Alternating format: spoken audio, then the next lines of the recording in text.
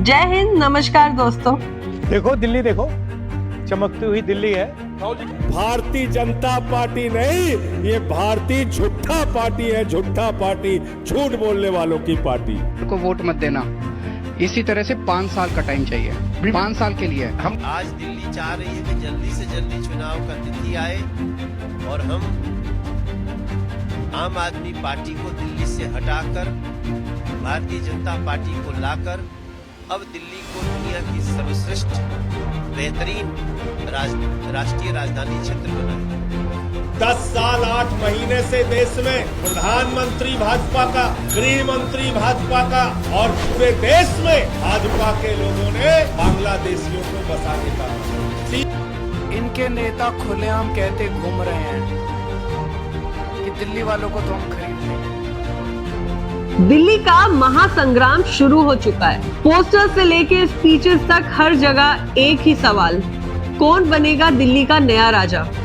आज की वीडियो में हम करेंगे एक डीप डाइव बीजेपी, कांग्रेस और आम आदमी पार्टी के क्लेम्स, एक्यूजेशंस और ग्राउंड रियलिटी के सच जानने के लिए।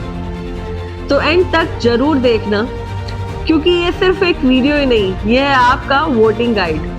2025 का इलेक्शन सिर्फ एक चुनाव नहीं, बल्कि एक महायुद्ध है। आम आदमी पार्टी जो पिछले 10 साल से दिल्ली के सीएम की कुर्सी संभाल रही है, अब अपने काम पर विश्वास कर रही है। बीजेपी जो सेंटर में शासन कर रही है, दिल्ली को विकास के मॉडल बनाने का वादा कर रही है। और कांग्रेस जो कभी यहाँ की ताकत थी, अपने गोल्डन एरा की यादों के साथ वापस आना चाह रही है। क्या इस बार जनता किसी एक को क्लियर मेजॉरिटी देगी या फिर हंग असेंबली का असर पड़ेगा? चलो अब इस महायुद्ध के प्लेयर्स को क्लोजर से देखते हैं। आम आदमी पार्टी के सीएम अरविंद केजरीवाल का ये नया नारा, काम बोलता है, और वैसे कुछ जगह तो सच में बोलता है। फॉर एग्जाम्पल मोहल्ला क्लिनिक्स की सक्सेस स्टोरी, जो लोगों को फ्री हेल्थ केयर दे रही। 2020 में केवल 200 क्लिनिक्स थे, लेकिन अब ये संख्या 500 से ज्यादा हो चुकी है। ये एक ऐसा मॉडल है जो कई राज्यों में रेप्लिकेट किया जा रहा है। इसके अलावा दिल्ली के गवर्नमेंट स्कूल्स के इंफ्रास्ट्रक्चर और एकेडमिक रिजल्ट्स दोनों ही बेहतरीन बने हैं। हार्वर्ड बिजनेस स्कूल रिपोर्ट्स 2021 के मुताबिक ये एक एग्जाम्पल है जो दुनिया भर में डिस्कस किया जा रहा है। पर क्या सिर्फ एजुकेशन और हेल्थ केयर ही एक सीएम की जिम्मेदारी होती है? बीजेपी और कांग्रेस का ये कहना है कि पॉल्यूशन और ट्रैफिक मैनेजमेंट में केजरीवाल गवर्नमेंट फेल हुई है। यमुना का पानी अब भी कचरे और गंदगी से भरा है। दिल्ली के पोस्टर्स तो ये कहते हैं केजरीवाल ने गारंटी दी थी कि अब अकाउंटेबिलिटी देनी होगी। क्या आप अपने काम का पूरा हिसाब देने को तैयार है? बीजेपी का क्लेम है कि इन्होंने सेंटर से प्रोजेक्ट्स के लिए फंड दिए, लेकिन आपने उसे सही तरीके से यूज नहीं किया। बीजेपी की तरफ से एक और बड़ा मुद्दा है डबल इंजन सरकार, जिसका मतलब है स्टेट और सेंटर का एक साथ काम करना। बीजेपी के मैनिफेस्टो के मुताबिक वो यमुना को गंगा की तरह स्वच्छ बनाने के लिए एक स्पेशल टास्क फोर्स बनाएंगे। अमित शाह की स्पीच का एक हिस्सा है, आप सिर्फ ऐड करना जानती है, काम करना नहीं जानती। लेकिन ग्राउंड रियलिटी क्या है? बीजेपी दिल्ली मेट्रो एक्सपेंशंस का क्रेडिट लेती है, लेकिन इससे रिलेटेड फंडिंग के क्वेश्चंस पर पॉलिटिक्स शुरू हो जाती है। एक तरफ दिल्ली मेट्रो की एफिशिएंसी है, तो दूसरी तरफ यमुना रिवर फ्रंट प्रोजेक्ट अब तक अधूरा है। इन सब मुद्दों पर जनता क्या सोचेगी? अब कहीं कॉर्नर में कांग्रेस भी अपना केस रख रही है, शीला दीक्षित के जमाना याद दिलाकर। वो कह रहे हैं कि जो विकास हम लाए थे वो किसी और ने नहीं दिया। इकोनॉमिक टाइम्स एनालिसिस के मुताबिक कांग्रेस के काम अभी भी एक बेंचमार्क है। फ्लाईओवर्स और पब्लिक पार्क्स की वजह से दिल्ली एक अर्बन हब बन गया था, लेकिन अभी उनका बेस कम है और बीजेपी और आप के बीच कांग्रेस का प्लेटफॉर्म संक होता नजर आ रहा है। क्या उनका दिल्ली के पुराने दिन वापस लाने का वादा लोगों को वोट्स में बदल सकता है? ये देखना होगा कि 2025 में लोग शीला दीक्षित के गोल्डन एरा को याद करते हैं या नहीं। अब बात हो गई पार्टियों के काम और आरोप की, और अब बात करते हैं इलेक्शंस के सबसे ड्रामेटिक एंगल्स की। पोस्टर वॉर, आपका पोस्टर गारंटी दी थी पूरी भी की, बीजेपी का जवाब, ये सिर्फ एड है, रियलिटी देखो।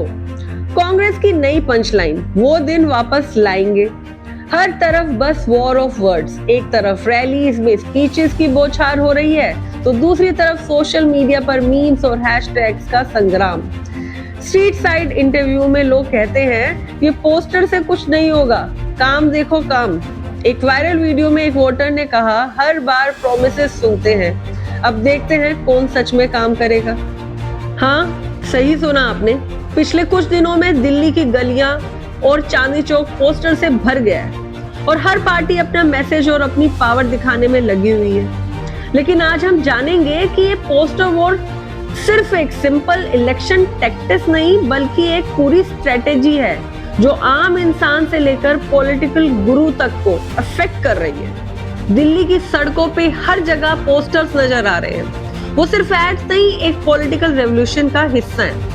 अब तक तो हम सिर्फ बिग होर्डिंग्स और बैनर्स ही देखते थे, लेकिन 2024 में सब कुछ बदल गया है। कांग्रेस, बीजेपी और आप सब अपने तरीके से अपना मैसेज दे रहे हैं, लेकिन किसके पोस्टर स्ट्रेटेजी सबसे ज्यादा इम्पैक्टफुल होगी? चलिए इस बैटलफील्ड का एनालिसिस करते हैं। अब बीजेपी के posters beat the big ones on flyovers और smaller ones on street corners. उनके हर डिजाइन में एक क्लैरिटी नजर आती है। ये पोस्टर्स सिर्फ पॉलिटिकल पार्टी का नाम नहीं, एक इमोशन भी डिलीवर करते हैं। सबके साथ सबका विकास, इनके मोटो सिर्फ वर्ड्स तक नहीं, हर पोस्टर में ये पार्टी अपने स्ट्रॉन्ग नेशनलिस्ट इमेज को हर पोस्टर के थ्रू शोकेस कर रही है। मोदी जी का चेहरे पर फोकस, देशभक्ति का टच और ऐसे विजुअल्स जो आपको डायरेक्टली कनेक्ट करते हैं अपने देश से। अब वहीं आपके पोस्टर स्ट्रेटेजी थोड़ी हटके है। आपके हर पोस्टर का फ्रेश विजुअल इंप्रेशन दे रहा है। उन्होंने अपने कैंपेन में विजुअल्स का बहुत क्रिएटिव यूज किया है। उनके पोस्टर्स में अरविंद केजरीवाल का फेस प्रोमिनेंट है। काम की बात, नो ड्रामा। इन पोस्टर्स में इनोवेशन और यूथ को टारगेट किया गया है। आपकी स्ट्रेटेजी सिंपल है, छोटे, कलरफुल और कैची डिजाइन। ये पोस्टर्स जहां भी लगते हैं उन्हें इग्नोर करना मुश्किल हो जाता है। और कांग्रेस ने अपनी ट्रेडिशनल पोस्टर स्टाइल को नहीं छोड़ा। उनके पोस्टर्स में सोनिया गांधी और राहुल गांधी की तस्वीरें काफी देखी जा रही है। कांग्रेस का पोस्टर डिजाइन ज्यादा नॉस्टैल्जिक है, जो पुरानी यादों को जगाता है, जैसे एक पुराना दोस्ती का रिश्ता या एक पुरानी फैमिली की याद। लेकिन क्या ये पुरानी अप्रोच 2024 के इलेक्शन बैटल में काम करेगा, या फिर कांग्रेस को अपने पोस्टर स्ट्रेटेजी में कुछ नया ट्राई करना पड़ेगा?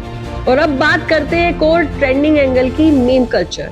पोस्टर वॉर सिर्फ ट्रेडिशनल बैनर्स तक लिमिटेड नहीं है। सोशल मीडिया पर एक न्यू ट्रेंड चल रहा है, वायरल पोस्टर्स। हर पार्टी अपने पोस्टर्स के मीम बनाने का फुल यूज कर रही है। आपके पोस्टर्स के मीम बनाए जा रहे हैं। बीजेपी के नेशनलिस्टिक पोस्टर्स को थोड़ा एग्जैजरेट करके शेयर किया जा रहा है। कांग्रेस भी अपने पोस्टर्स को थोड़ा ह्यूमरस ट्विस्ट देकर सर्कुलेट कर रही है।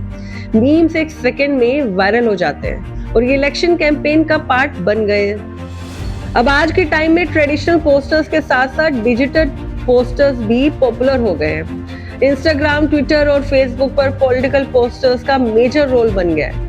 इस डिजिटल एज में पॉलिटिकल पार्टीज अपने पोस्टर्स को सोशल मीडिया पे शेयर कर रही है, जहां से वो क्विकली वायरल हो जाते हैं। डिजिटल पोस्टर्स का एक एडवांटेज है, ये चीपर होते हैं और ज्यादा लोग तक पहुंचने के चांस भी होते हैं।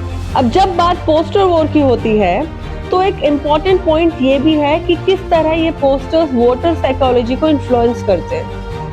पोस्टर में चेहरे का एक्सप्रेशन, मैसेज का टोन और कलर स्कीम, ये सब छोटी छोटी बातें हैं जो एक वोटर के दिमाग को डायरेक्टली इन्फ्लुएंस करती है। एक स्ट्रॉन्ग डिटरमाइंड लीडर का चेहरा या एक फ्रेंडली और अप्रोचेबल पॉलिटिशियन की स्माइल, ये छोटे मोमेंट्स काफी मैटर करते हैं। पोस्टर वॉर में ये स्ट्रेटेजी काफी इम्पैक्ट डालती है।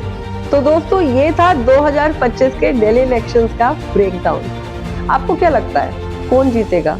और सबसे जरूरी सवाल, क्या इस बार जनता सच और काम के आधार पर वोट करेगी या पोस्टर वॉर लोगों के माइंड पर एक इम्पैक्ट डालेगा?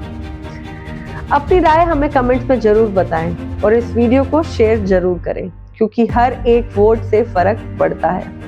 Subscribe the channel. और ऐसे और एनालिसिस के लिए बने रहे हमारे साथ। तो अब सवाल ये उठता है कि पोस्टर वॉर का विनर कौन होगा? बीजेपी के स्ट्रॉन्ग और नेशनलिस्टिक विजुअल्स, आपके इनोवेटिव और कैची डिजाइन्स, या कांग्रेस की नॉस्टैल्जिक और इमोशनल अपील? पोस्टर वॉर सिर्फ एक टेम्पररी टैक्टिस नहीं, ये इलेक्शन में एक लॉन्ग टर्म इंप्रेशन भी छोड़ रहा है। ये पोस्टर्स हमारे माइंड में एक इमेज बनाते हैं जो इलेक्शन के रिजल्ट तक हमारे दिमाग में रहते हैं।